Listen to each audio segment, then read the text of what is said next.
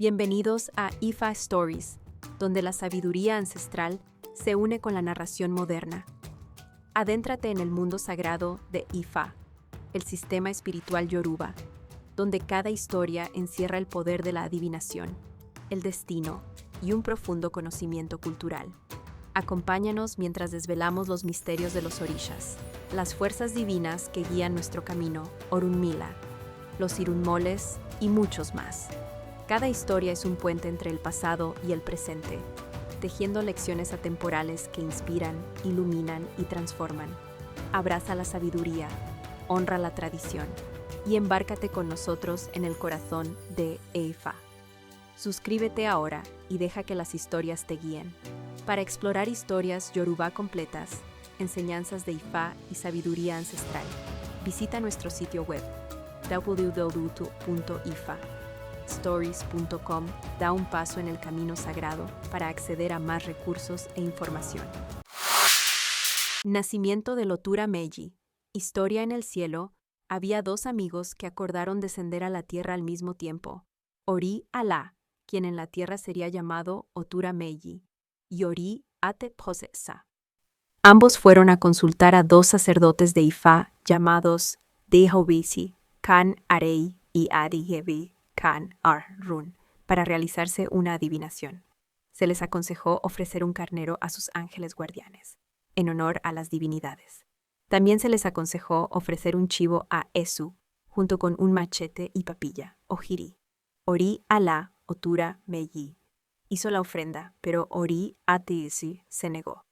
Insistió en que, una vez que Olodumare le había autorizado a descender al mundo terrenal, era un desperdicio de dinero y esfuerzo hacer sacrificios a divinidades de menor jerarquía.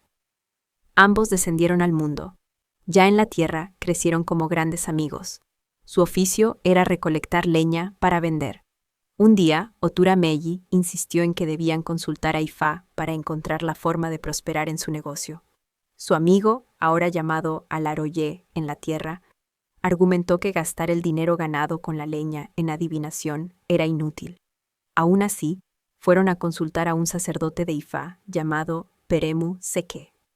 Otura Meji reunió todos sus ahorros, 65 cauríes, y convenció a su amigo de acompañarlo. Tenían un solo machete que usaban para cortar leña y un gallo que los despertaba cada mañana para trabajar. En la consulta se les indicó que debían ofrecer el machete y el gallo, además de la ropa con la que entraban al bosque. Alaroye, burlonamente, dijo que el sacerdote de Ifa quería quitarle todo lo que tenía y declaró que jamás haría un sacrificio tan autoprivativo. Al llegar a casa, Otura Meji decidió regresar al sacerdote y realizar la ofrenda. Llevó su único machete, su gallo valioso, vestía solo con sus pantalones. Llevó todo su dinero y también el cojín de cabeza que usaba para cargar la leña desde el bosque hasta el mercado. El sacerdote realizó la ofrenda quemando el cojín y la ropa y colocando el machete en el altar de Esu. A través de cánticos e invocaciones, le dijo a Esu que Otura Meji había ofrecido todas las herramientas de un oficio que iba en contra de su destino espiritual. Oró a Esu para que alineara nuevamente su camino. Luego, sacrificó el gallo ante el altar de Esu. Después del sacrificio, Otura Meji regresó a casa con las manos vacías, sin saber qué ocurriría después. A la mañana siguiente, Alaroye vino a buscarlo para su jornada habitual al bosque. Al llegar, Otura Meji recogió leña con las manos desnudas, ya que no tenía machete. Su amigo usó el machete que no había querido sacrificar.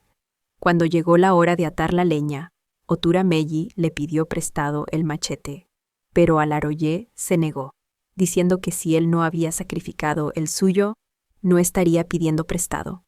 Alaroye terminó su trabajo y se fue.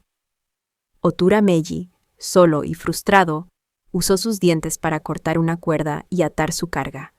Al hacerlo, vio una tortuga gigante. La amarró a su carga. Luego encontró otra cuerda y regresó. En el camino de regreso, vio otra tortuga más y también la ató. Colocó la primera visible sobre la leña y escondió la segunda debajo. Cuando llegó a casa, ya caía la noche y tenía hambre. Mientras tanto, en el cielo, la hija de Olokun, deidad de las aguas, atravesaba un parto difícil. Se dijo que se necesitaba una tortuga como ofrenda para garantizar un parto seguro. Olokun envió mensajeros al mercado de Oja-Ahig-Bomekon para encontrar una tortuga a cualquier precio. Este mercado era frecuentado tanto por seres celestiales como terrenales. Al mismo tiempo, la esposa de Ala, deidad de la prosperidad, estaba gravemente enferma. A través de Ifá se le indicó que ofreciera una tortuga, y también envió mensajeros. Todo el día, los mensajeros celestiales recorrieron el mercado, pero no encontraron tortuga alguna. Al regresar al cielo con las manos vacías, suplicaron ayuda a Olodumare. Él envió a la policía celestial a la frontera entre el cielo y la tierra. Buscaron en todos lados tortugas, pero Esú había hecho que todas las tortugas se escondieran bajo tierra o se volvieran invisibles. Justo entonces, Otura Meji regresaba del bosque con una tortuga claramente visible sobre su carga. La policía celestial lo avistó y corrió a su encuentro. Le ofrecieron comprarle la tortuga. Comenzó una subasta y le ofrecieron 200 hombres, 200 mujeres, 200 bolsas de dinero, 200 piezas de ropa, 200 collares de cuentas, 200 chivos, 200 carneros, 200 gallos y más. Entonces Esú, disfrazado de cazador, aconsejó a los mensajeros que trajeran todos los bienes para convencer al vendedor. Los representantes de Olokun regresaron primero y obtuvieron la primera tortuga a cambio del precio completo.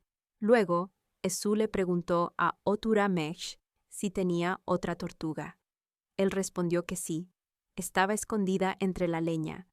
Esú le indicó que escondiera las riquezas en una choza cercana. Cuando llegaron los mensajeros de Ala, ofrecieron su precio y tomaron la segunda tortuga, creyendo que habían superado a los enviados de Olokun. Después de que se marcharon, Otura Meji trasladó todos sus nuevos bienes a la choza y mandó a los sirvientes construirle una casa. Pero Esú le aconsejó vender su leña y comer con ese dinero. La vendió por 65 cauríes, y Esú le dijo que comprara su comida habitual. Esa fue su última venta de leña. Su vida cambió de inmediato, pasó de la pobreza a la abundancia. Se convirtió en uno de los hombres más ricos del lugar, con una casa grande, esposas, sirvientes y comerciantes a su servicio.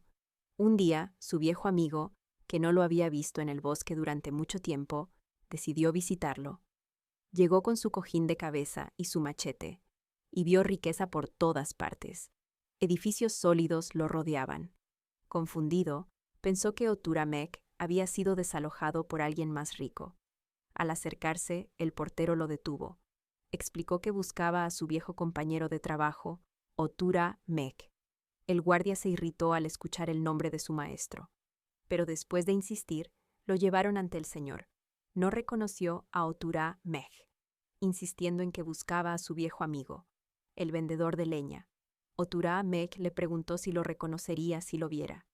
El hombre rompió en llanto, y Otura Meji se rebeló. Le explicó que el día en que fue abandonado en el bosque, después de que se le negó el machete, fue el día que encontró su nueva fortuna.